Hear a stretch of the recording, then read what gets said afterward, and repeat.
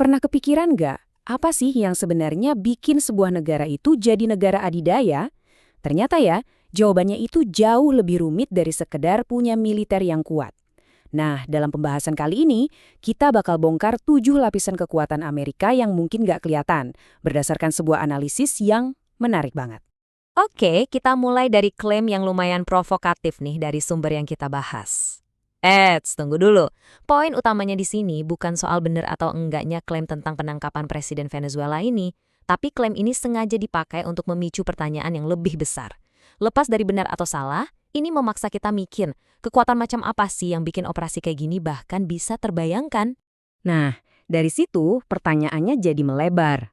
Jadi, gimana sih cara kita sebenarnya ngukur kekuatan sebuah negara? Apa cuma dari jumlah tentara dan tanknya aja? Kekuatan itu ternyata kayak bawang, berlapis-lapis. Kita akan kupas satu persatu, mulai dari yang paling kelihatan di luar, sampai ke intinya yang nggak kesat mata, tapi justru itu yang paling berpengaruh di dunia kita. Oke, lapisan pertama. Ini yang paling gampang ditebak dan paling sering kita lihat, mesin militernya. Tapi ini bisa dibilang cuma puncak dari gunung esnya aja. Tentu kita semua tahu soal angkatan bersenjata, tapi yang dibahas sumber ini adalah skala dominasinya yang luar biasa. Mereka menguasai udara, lautan, bahkan sampai luar angkasa. Belum lagi jaringan intelijen mereka yang tersebar di darat, komplit banget. Tapi di atas semua kekuatan konvensional itu, ada lapisan lain yang jadi kartu trufnya, senjata pemusnah massal. Dan yang lebih penting bukan cuma senjatanya, tapi doktrin atau cara berpikir di baliknya. Gini cara kerjanya menurut sumber ini. Doktrinnya itu bukan buat menang perang, tapi buat mencegah perang. Caranya, dengan nunjukin kekuatan yang begitu besar, sampai musuh mikir, wah nggak mungkin menang nih kalau nekat nyerang. Jadi serangan itu udah mustahil bahkan sebelum dimulai. Nah, ini bagian yang menarik banget. Kalau kita lihat perbandingan doktrin nuklir mereka, ada perbedaan filosofi yang mendasar. Doktrin AS itu menurut sumber ini fokusnya ke akurasi. Gimana caranya rudal itu pasti kena target dan nggak bisa dicegat. Sementara doktrin Rusia lebih fokus ke ukuran ledakannya yang super besar. Jadi bukan cuma soal banyak-banyakan hulu ledak, tapi soal strategi. Oke, militer udah. Sekarang kita masuk ke lapisan yang lebih halus, tapi nggak kalah kuat. Gimana caranya sebuah negara bisa berkuasa bukan pakai senjata, tapi dengan bikin aturan main buat seluruh dunia? Ada satu konsep kunci di sini, hukum ekstrateritorial. Kedengarannya rumit ya?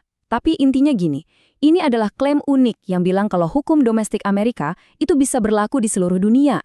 Jadi, mereka bisa menuntut warga negara asing, bahkan kepala negara lain, pakai hukum mereka sendiri. Ini benar-benar mengubah aturan main global.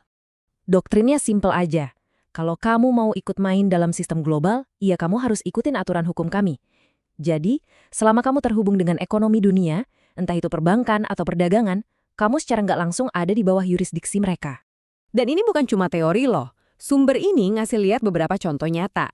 Dari klaim 81 kali intervensi pergantian rezim antara tahun 1946 sampai 2000, sampai kasus yang lebih spesifik kayak penangkapan pemimpin Panama, Manuel Noriega, sampai dakwaan terhadap Presiden Venezuela, Maduro pada tahun 2020.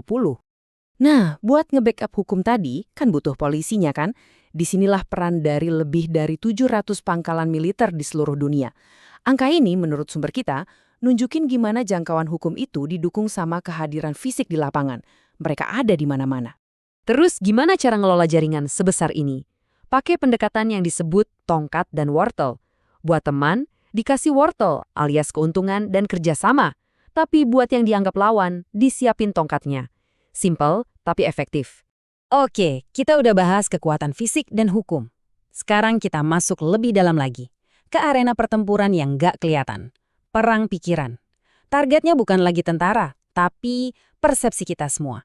Menurut sumber ini, ada strategi yang namanya prakondisi. Jadi sebelum ada tank yang bergerak, ada perang psikologis dulu. Langkahnya gimana? Pertama, mereka dukung dan danai kelompok oposisi. Kedua, dibikin narasi supaya rakyat nggak percaya lagi sama pemerintahnya sendiri. Sampai akhirnya, rakyat di negara itu merasa kalau intervensi dari luar itu malah jadi solusi. Hasil akhirnya, situasi jadi kebalik. Ketika ada intervensi dari luar, sebagian warga di sana malah merayakannya. Mereka merasa dibebaskan, padahal itu adalah hasil dari sebuah operasi penggiringan opini yang panjang.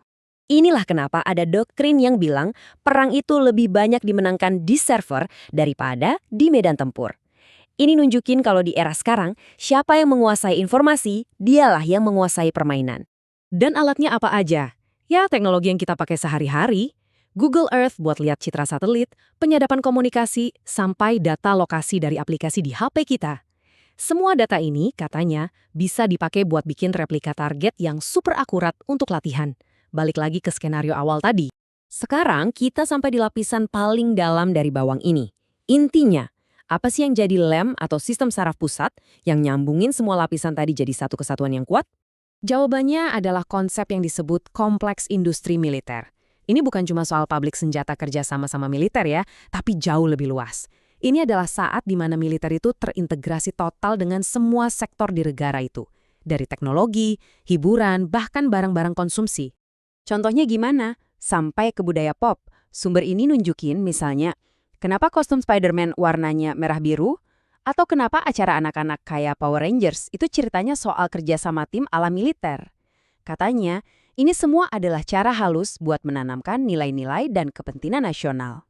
Integrasi ini juga terjadi di level teknologi paling canggih. Coba bayangin, perusahaan swasta kayak SpaceX punya ribuan satelit. Teknologi sipil ini suatu saat bisa banget dipakai buat kepentingan militer. Batasan antara sipil dan militer jadi makin tipis kan?